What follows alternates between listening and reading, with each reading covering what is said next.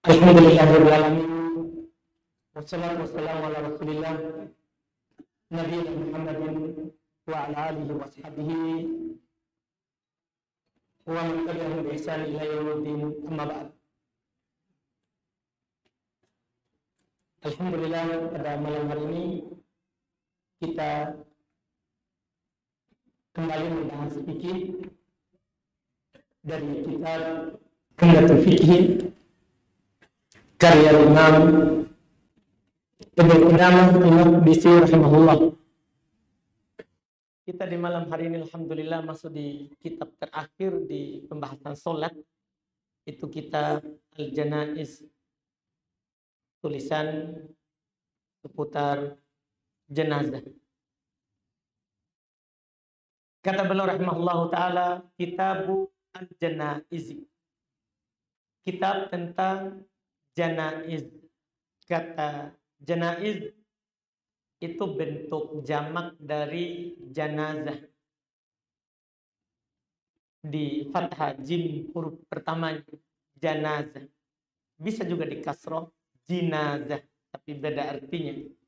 Kalau kita bilang janazah, mayatnya, orangnya yang meninggal itu dikatakan dalam bahasa Arab janazah.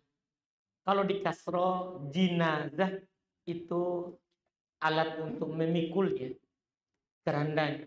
Kerandanya itu namanya jinazah. Ini terkait dengan janazah, mayat. Di sini belum akan bahas banyak perkara, cuman belum mulai dari setelah diyakini dia sudah meninggal. Sampai nanti memandikan, kemudian mengkafani, mensolati dan menguburkan. Kata beliau rahimahullahu taala, wa idza tuyukkina mautuhu gummidat ainahu wa sudda lahyahu. Ini yang pertama sekali yang kita lakukan ketika kita menyaksikan orang yang meninggal. Jika sudah diyakini dia sudah meninggal.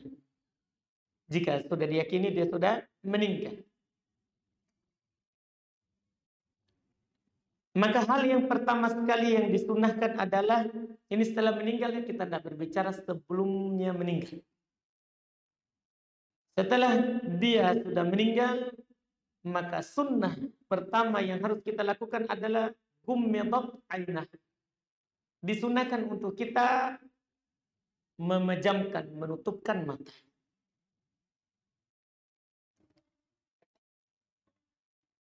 Karena orang yang meninggal itu dicabut ruhnya itu secara perlahan. Mulai dari bawah, yang duluan mati adalah bagian dari kakinya.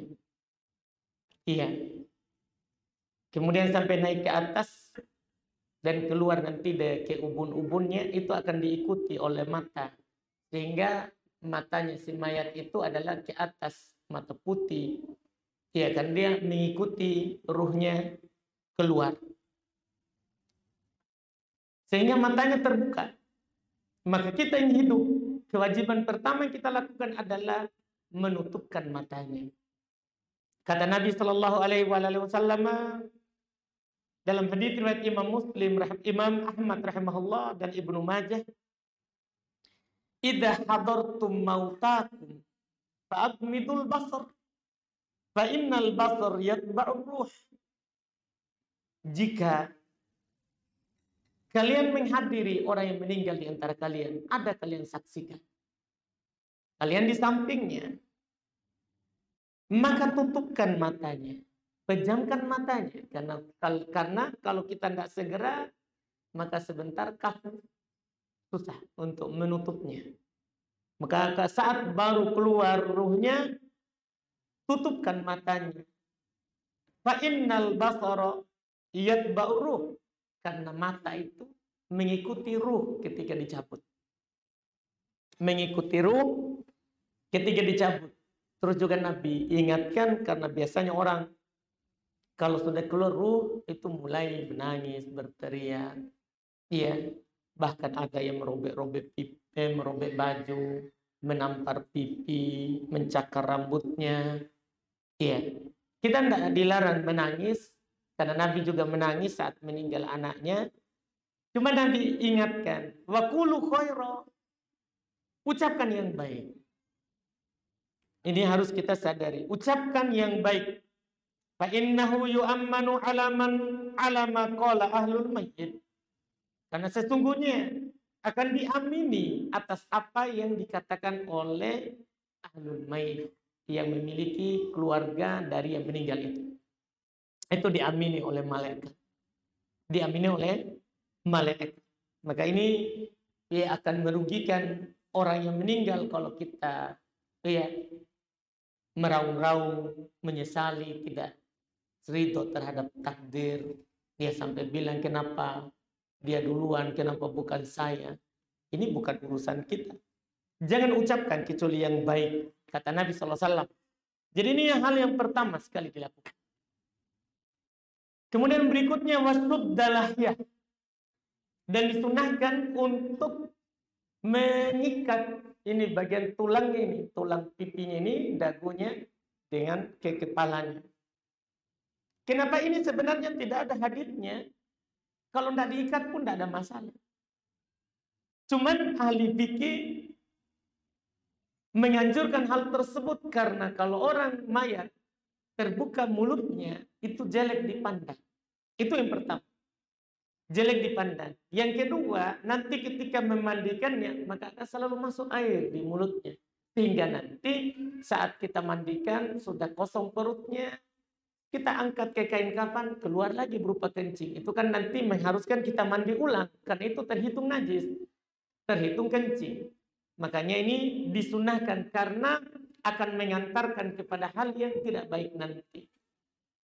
Disunahkan untuk ya kalau memang terbuka mulutnya ya maka disunahkan untuk mengikatkannya ke atas supaya tertutup. Supaya tertutup. Ini yang kedua. Dan ini hukumnya disunahkan, dianjurkan karena hal tersebut tidak wajib. Tidak wajib. Iya, mengikatnya. Tapi ini dianjurkan oleh fuqaha supaya nanti tidak terlalu buruk dilihat mayatnya dengan mulut yang terbuka, juga nanti saat memandikannya tidak sulit kita melakukan mandinya nanti, tidak perlu kita tutupi dengan kain atau kapas atau semisalnya saat memandikannya. Karena saat memandikan nanti kita akan sebutkan kita harus hati-hati terhadap mulut dan hidungnya. Karena mayat akan tersakiti dengan apa yang kita tersakiti dengannya saat hidup. Iya.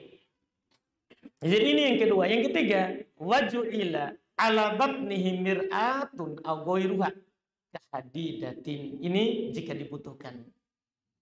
Diletakkan di perutnya kaca atau selainnya seperti besi. Ini kata para ulama, kalau mayatnya akan disimpan lama karena perutnya nanti akan membesar, bengkak duluan. Sehingga diletakkan itu kalau lama. Tapi kalau akan disegerakan jenazahnya, tidak perlu disimpan. Tidak perlu kita lakukan. Ini tidak ada dalilnya. Yang ini cuman ada maslahat bagi mayat. Walaupun sekarang alhamdulillah, kalau para ulama kita sekarang menyatakan disimpan di tempat jenazah yang memang sudah disiapkan untuk kesehatan sekarang, membuat jenazah itu tidak akan membengkak, membusuk. Kalau memang dibutuhkan, itu tentunya lebih bagus, lebih selamat. Tapi orang zaman dulu, ini yang mereka lakukan. Supaya mayatnya kalau memang butuh diakhirkan, kan ada maslahat dalam hal tersebut, maka ini yang dilakukan. Ini yang dilakukan. Faidah akhada fi ghuslihi. Ini sudah mulai memandikan. Kalau dia sudah mau ambil untuk dimandikan, tataro aurat, maka dia menutup auratnya. Dia menutup auratnya. Jadi ini tempat untuk memandikannya tertutup, supaya tertutup auratnya. Kemudian si mayat tadi itu kalau kita mau memandikannya, maka ditutup dia seluruh badannya dulu untuk diangkat ke tempat permandian. Ditutup dengan kain yang menutupi seluruh badannya tentunya. Dan belum tidak menyinggung tadi, sebenarnya orang kalau meninggal, kalau dalam keadaan dia pakai baju atau celana, maka langsung dibukakan memang. Sebelum kaku. Masih mudah dibukakan bajunya. Tapi anggaplah nanti ternyata mayatnya belum dibukakan bajunya, belum dibukakan celananya, maka dibukakan celananya. Ya, demikian pula kalau baju sulit dibuka, maka digunting saja. Karena mayat nanti sudah tidak bisa dibengkokkan. Ketika sudah kaku. Iya, supaya tidak menyakitinya, maka digunting saja bajunya. Setelah itu ditutup dengan kain yang menutupi seluruh badannya. Cara menutupnya ini ketika kita sudah mau mengangkatnya ke tempat permandian, menutupnya itu dari atas, jangan dari bawah. Menutupnya itu dari atas. Jadi kalau nanti kita letakkan mayat, ya, kita letakkan mayat, kita letakkan mayat misalnya nanti, ya, begini, kemudian kita tutup pakai kain yang menutup seluruh badannya, tapi dari arah atas. Kemudian kita masukkan bagian bawah, ya, kiri dan kanannya. Tujuannya supaya nanti kita tidak kesulitan membukanya saat di tempat mandi. Saat di tempat mandi. Jadi kita tutup mayatnya ini dengan kain yang penuh. Dengan kain yang penuh. Baru masukkan ke bawah, sini baru angkat. Angkat, kita masukkan ke tempat mandi. Sekarang alhamdulillah masjid-masjid sudah banyak mempersiapkan hal tersebut. Tapi kalau tidak ada, itu tidak ada masalah. Ia bisa dipakai, ya, apa saja yang dimudahkan. Apa saja yang dimudahkan. Jadi nanti kita letakkan mayatnya dengan keadaan tadi itu tertutup seluruhnya tadi dengan kain besar. Ya. Kemudian setelah itu nanti beliau akan sebutkan, ya, ketika beliau katakan menutup auratnya, maka ini kain tadi yang menutup seluruh badan kita buka dari arah samping kiri dan arah samping kiri dan kanan. Kemudian kita siapkan tadi sudah ada sarung yang nanti menutup bagian antara pusar dan lutut. Kita simpan ini di atasnya, kita tutup di atasnya, baru kita tarik dari bawah atau dari atas kain itu tadi. Yang kan sudah, dia kan hanya tutup dari atas. Itu kain tadi sudah dikeluarkan bawahnya kiri kanan. Kemudian kita tutup dengan kain antara pusar dan lutut. Karena auratnya laki-laki itu di hidup dan meninggal pusar sampai lutut. Maka kita siapkan kain yang menutupi ini. Pusar dan lutut. Iya, pusar dan lutut. Jadi kita tutup, kemudian kita tarik kain yang tadi menutupi seluruh badan. Kita tarik, keluarkan. Sehingga mayatnya sekarang tidak ada apa-apapun yang menutupnya kecuali ini kain yang di tengah. Ini persiapannya. Menutup auratnya. Setelah itu summa ya'suru batnah afron rofiqon. Ini anjuran setelahnya sebelum mulai mandi. Kemudian diurut perutnya dengan urut yang halus. Iya, dalam artian ini kan mayat tidur. Iya. Saat mengurut perutnya supaya mudah keluar kotoran kalau ada sisa, ya kita miringkan, kita angkat. Ada yang membantu kita miringkan. Tapi tidak boleh miring sekali. Karena akan patah pinggangnya, kan ini kaku. Ya tidak boleh miring sekali. Maka kita miring sedikit. Miring sedikit. Pokoknya kita yang memandikan mayat, ayo anggap ini mayat kita. Kita akan sakit kalau kita disakiti. Kan ini kaku. Jadi kita miringkan sedikit. Ya, ada yang bantu angkat di belakang. Kemudian kita urut perutnya. Ya, dengan halus, lembut. Ketika sudah dirasa, kita rasa, oh sudah keluar semua ini kalau begini diurut. Pokoknya jadikan seperti diri kita. Sudah keluar ini. Maka kita turunkan kembali tadi bagian belakangnya, baru kita cebokkan. Summa yalufu ala yadi khirqah. Sudah dia urut, dia pakai ini yang membersihkan kotorannya. Dia pakai kaos tangan. Kalau dia kan tidak pakai, tidak ada masalah. Ini pakai kaos tangan supaya nanti kalau mau melanjutkan mandi gampang, dibuka langsung bersih. Tidak perlu lagi dia pergi cuci dulu baru lanjut mandi.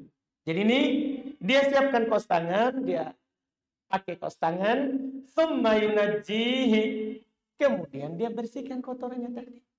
Dia cebok pakai tangan kirinya dan dia tuang air pakai tangan kanannya di atas sarung tadi, ataupun boleh juga diangkat sarungnya sedikit baru dia siram di bawahnya. Dia bersihkan bagian depannya dan bagian belakangnya sampai dia merasa bahwa ini sudah bersih, maka summa yuwaddi'uhu.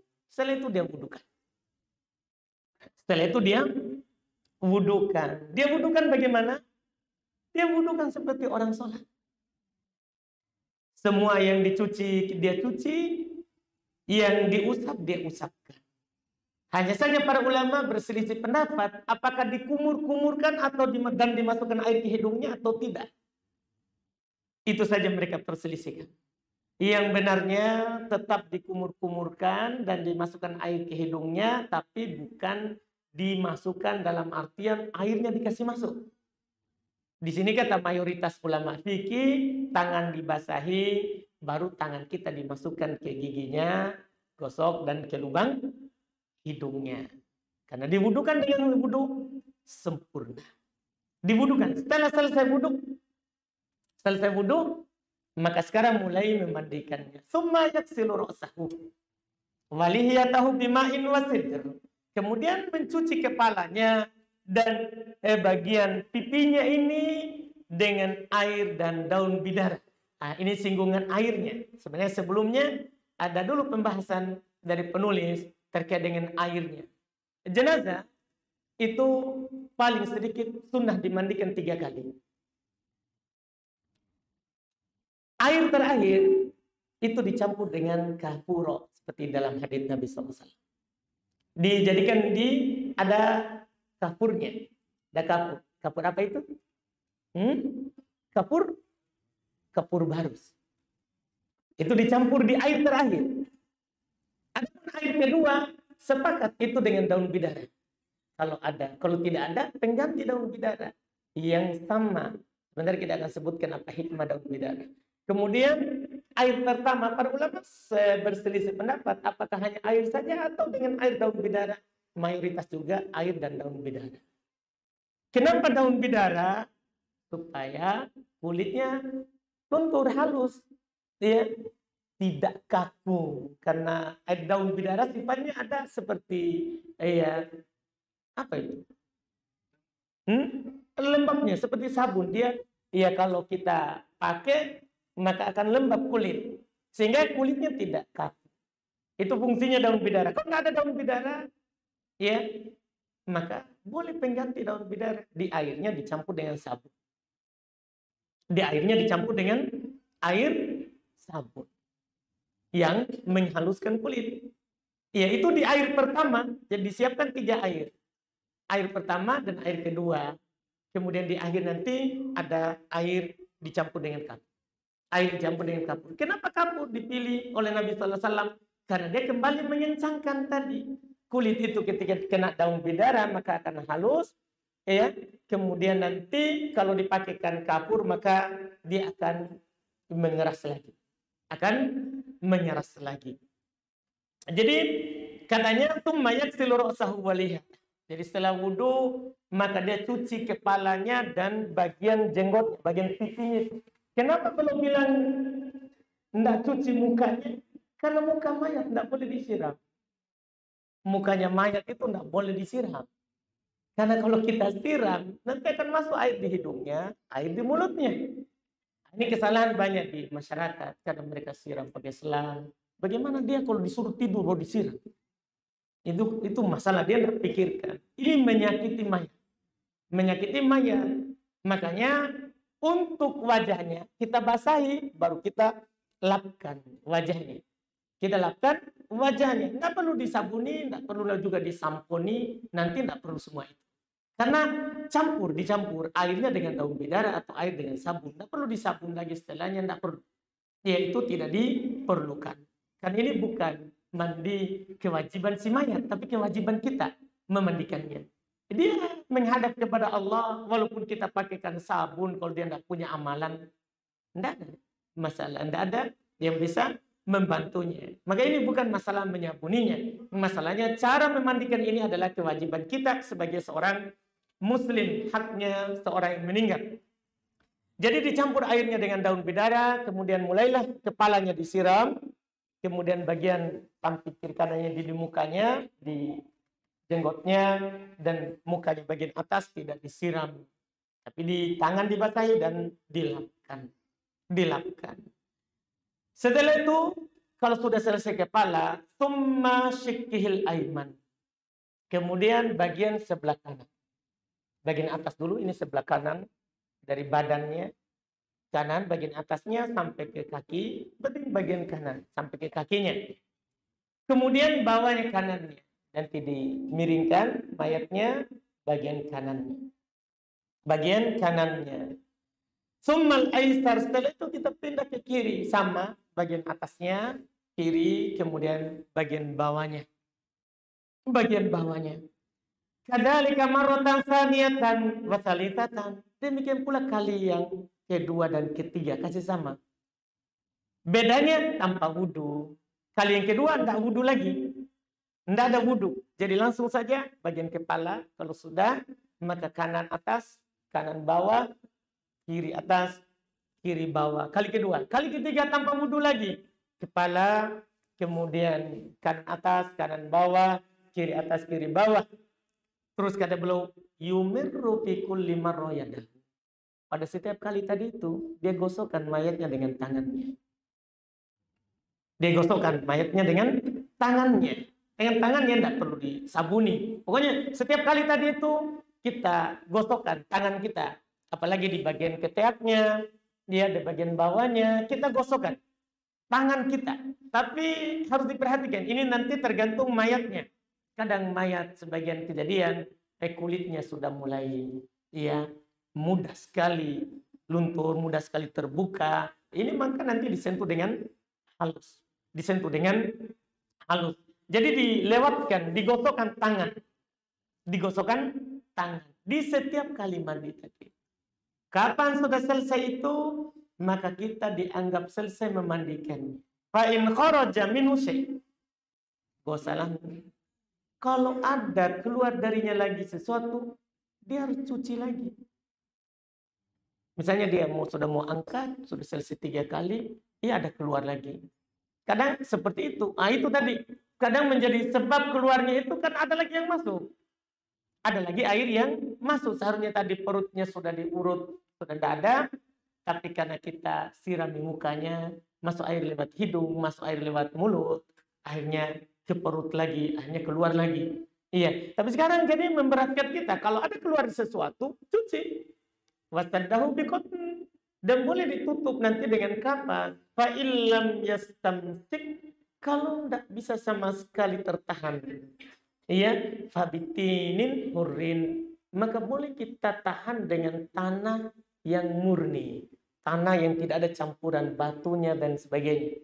Karena tanah yang seperti itu kalau nanti kering, dia akan mengeras. Dia akan mengeras. Iya. Wayun itu wudu'ah. Ini masalahnya. Kalau memang masih keluar setelah kita mandikan, kita cuci, kita tutup, tapi kita ulang lagi wudu'nya. Kita ulang lagi. Fa'illam yungki bisalat. Kalau tidak bersih nanti dengan 3 kali mandi tadi ternyata masih keluar. Zada'ala ila khamsin au ila sab'in. Maka tambah sampai 5 kali. Tambah sampai 7 kali.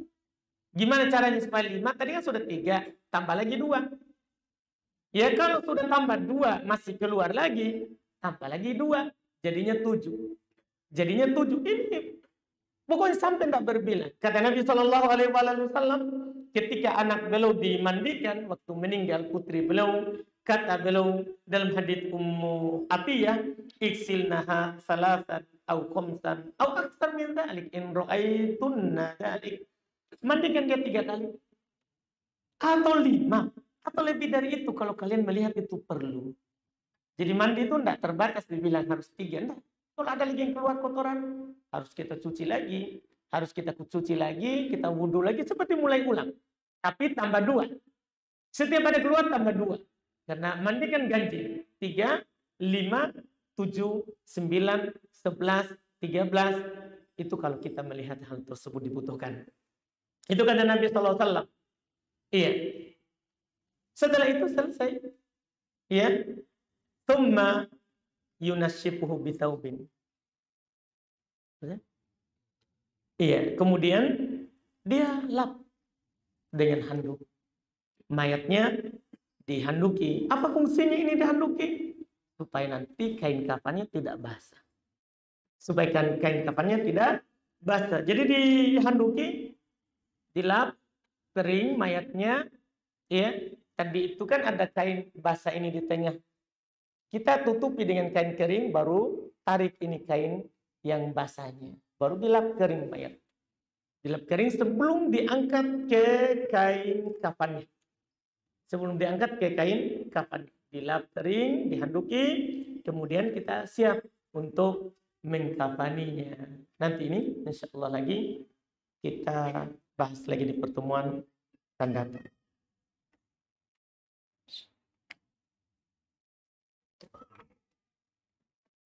Baik.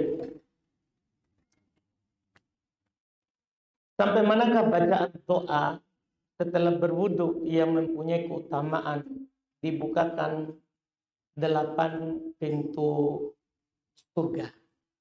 Ini terkait dengan hadis, ada riwayat Muslim dan ada riwayat Imam At-Tirmidzi. Riwayat Imam Muslim 2 lafaz. Riwayat Imam Muslim 2 lafaz dibukakan 8 pintu surga ini. Yaitu lafaz asyhadu an la ilaha illallah wa asyhadu anna Muhammadan abduhu wa rasuluh. Sampai di sini. Ini riwayat Muslim. Ada lagi riwayat Muslim lagi, 2 lafaz. Lafaz kedua, asyhadu an la ilaha illallah wahdahu la syarika. Ada tambahan itu. Asyhadu an la ilaha illallah wahdahu la syarika wa asyhadu anna Muhammadan abduhu wa rasuluh. Itu dua-duanya itu riwayat Imam Muslim sah dari Nabi sallallahu alaihi wasallam dari hadits Umar bin Khattab. Kemudian ada tambahan dalam riwayat Imam Tirmidzi dengan tambahan doa Allahumma ja'alni minat tawwabin wa ja'alni minal mutatahhirin.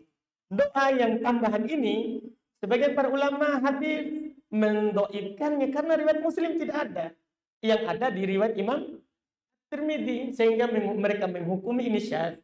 Ini lafaz yang aneh, ganjil, ya, sehingga mereka doibkan. Sebagian ulama juga sahihkan tambahan itu, seperti Syekh Al-Albani rahimahullah. Siapa yang mau terbatas pada yang sahih, tidak ada masalah. Siapa yang tambah tadi itu juga tidak ada masalahnya. Tapi kalau dia terbatas pada riwayat Muslim, itu lebih bagus, lebih hati-hati.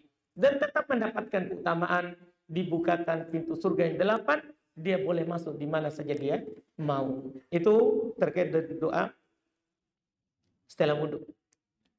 Bangkit dari ruku membaca Sami Allahu liman hamidah. Pertanyaannya, bagaimana Ustadz kalau ada imam membaca Sami Allahu liman hamidah, dia panjangkan hamidah, itu Sami Allahu liman hamidahu, iya, hamidah,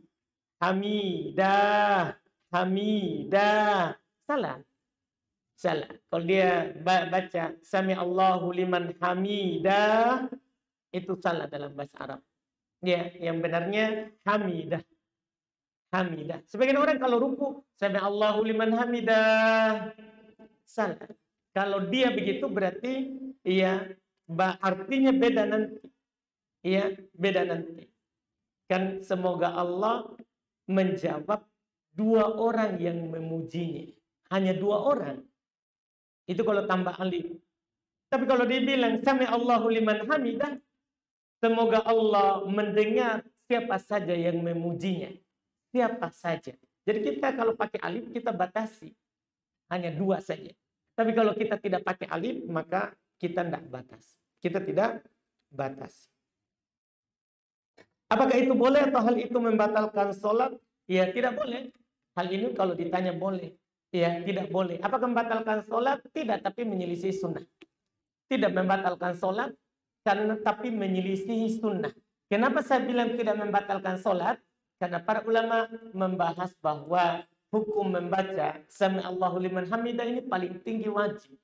Bahkan di sana ada yang mengatakan sunnah. Ada yang kalau wajib itu tidak batal sholat. Cuman dia berdosa kalau wajib.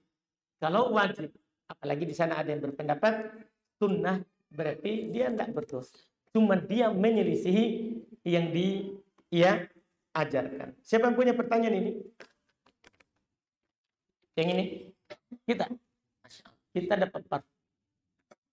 Kayak ini ada yang kasih parfum untuk penanya. Masya Allah, doakan. 1 dos atau 1 biji? Oh, 1 biji, baik. Alhamdulillah. Jadi setiap yang bertanya ini dapat parfum. Berapa itu parfumnya? Penampilan juga cantik ini parfumnya. Subhanallah. Allahumma bariklah. Oh. Masya Allah. Bukan sih karena parfum, Pak. Bukan sih. Baik, silakan.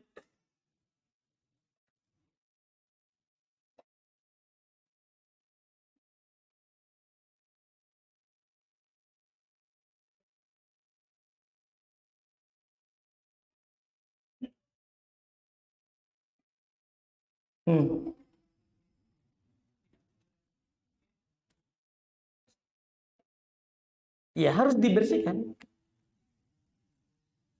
Iya, makanya nanti itu ada nanti insya Allah akan dibahas. Diletakkan kapas itu pas di bagian pantatnya.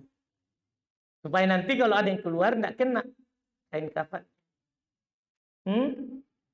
Nah makanya nanti hati-hati, itulah tadi fungsinya sebelum diangkat diperhatikan. Supaya kita wudhu ulang, mandi ulang, diurut dulu perutnya lagi. Itu yang diperhatikan. Supaya tidak terjadi semua. Dapat kipas. Masya Allah. Alhamdulillah.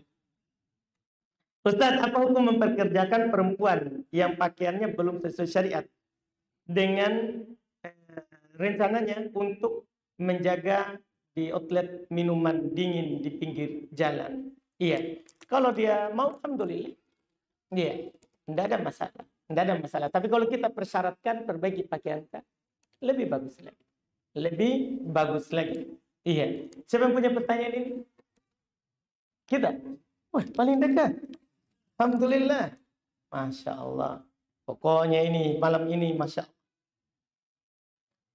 Ustadz, jika kita pernah bernazar, tapi belum terjadi apa yang dinazarkan, apakah boleh dibatalkan nazar tersebut? Apakah saya berdosa, Ustadz?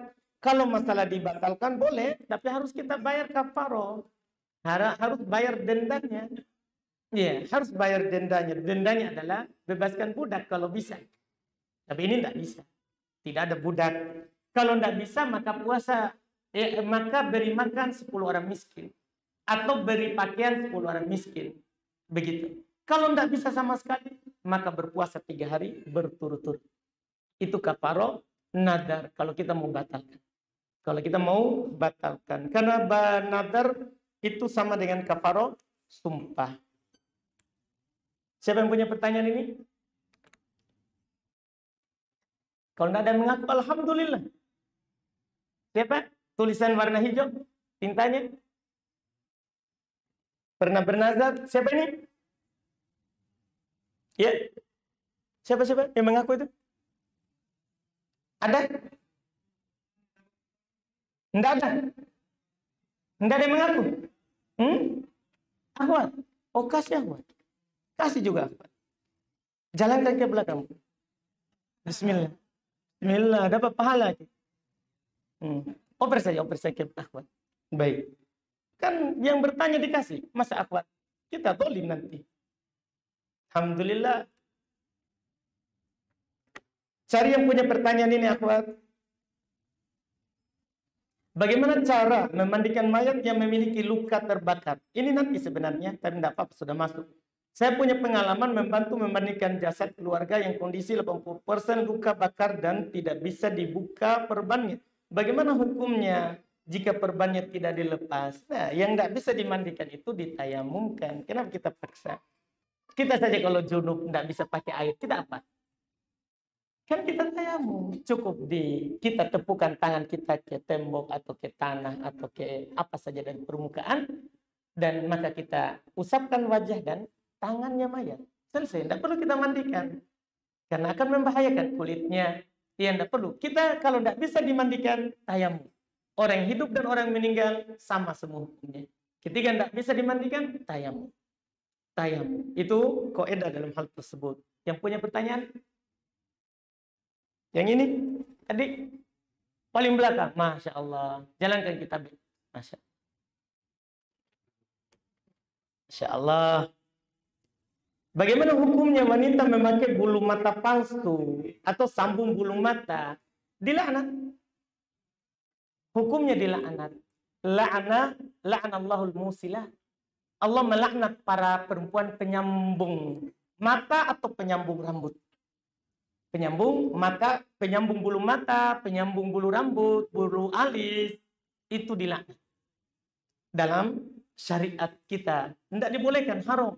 Ada seorang ibu, dia mau menikahkan anaknya, tapi anaknya itu rontok rambutnya. Maka dia datang kepada Rasulullah SAW, ya Rasulullah, ini calon suaminya mau disambungkan rambutnya, ini calon istrinya.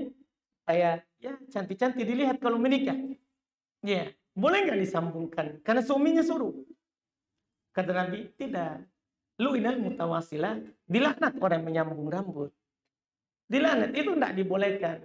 Tidak boleh taat orang, taat makhluk untuk bermaksiat kepada Allah. Tidak boleh menyambung rambut, menyambung alis, itu semua tidak boleh. Bulu mata juga tidak boleh. Siapa punya pertanyaan ini? Sambung bulu mata rambut? Akhwat? Akhwat yang punya ini? Baik, kasih ke belakang. Masya Allah. Insya Allah di belakang tahu siapa yang punya pertanyaan. Mengaku apa hukumnya meninggalkan sholat wajib? Apakah termasuk dosa besar atau kecil? Karena saya melihat banyak manusia meninggalkan sholat. Dan apa ancaman yang meninggalkan sholat? Dilihat, dia meninggalkan kenapa? Kalau meninggalkan karena dia menentang kewajiban, tidak wajib lagi sholat bagi saya. Tapi orang menentang kewajiban sholat, tidak ada silap pendapat dalam Islam bahwa dia telah keluar dari Islam. Telah keluar dari Islam. Adapun dia meninggalkan karena malas. Malas saja dia. Kerja, capek, sibuk. Akhirnya malas sholat. Maka para ulama berselisih pendapat. Mayoritas mengatakan belum kafir. Tapi dia telah jatuh dalam dosa besar, lebih besar daripada zina, mencuri, merampok. Lebih besar. Kan ini rukun Islam. Kan ini adalah rukun Islam. Dan bahkan ada di sana ulama berpendapat dia telah kafir juga. Karena bermudahan dengan rukun Islam. Bermudahan dengan rukun Islam. Itu membahayakan. Ancamannya, kalau kita bertanya apa ancamannya, sangat bahaya.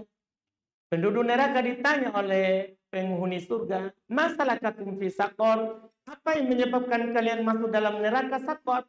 Neraka menyala-nyala. Apa jawaban pertamanya? Qalu lam naku minal musallin. Mereka bilang kami tidak sholat. Jadi tidak sholat itu neraka. Tidak sholat itu neraka, na'udzubillah. Masih ada? Masih banyak, Masya Allah. Siapa punya pertanyaan tadi? Sebelah sana, samping tiang. Masya Allah. Alhamdulillah. Berikutnya. Salah satu produk makanan atau brand produk minuman yang memberikan sumbangsih kepada tentara-tentara Yahudi. Kasih mi parfum ini, tidak usah dijawab. Ya. Siapa yang punya pertanyaan ini? Oh, Masya Allah. Kejam sekali pertanyaan Tapa. Tidak ada urusan tak dengan produknya orang. Iya. Dia mau sumbang ke mana itu.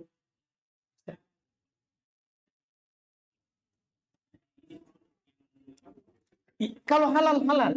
Masalah dia membantu siapa urusannya dia. Kalau selama produknya itu halal, halal kita makan. Halal kita makan kalau kita butuh. Masalah dia bantu orang siapa, itu urusannya. Itu urusannya. Iya. Jangan kita terlalu mengurus urusan itu, pemerintah itu yang bisa menahan bahwa ini produk tidak boleh diedarkan karena pemerintah. Kalau kita ini masyarakat, tidak ada hubungan tak untuk boikot produk. Tidak ada. Siapa yang rugi kalau kita boikot? Kita juga. Kita juga. Dan kita tidak masuk ke situ. Itu terlalu besar.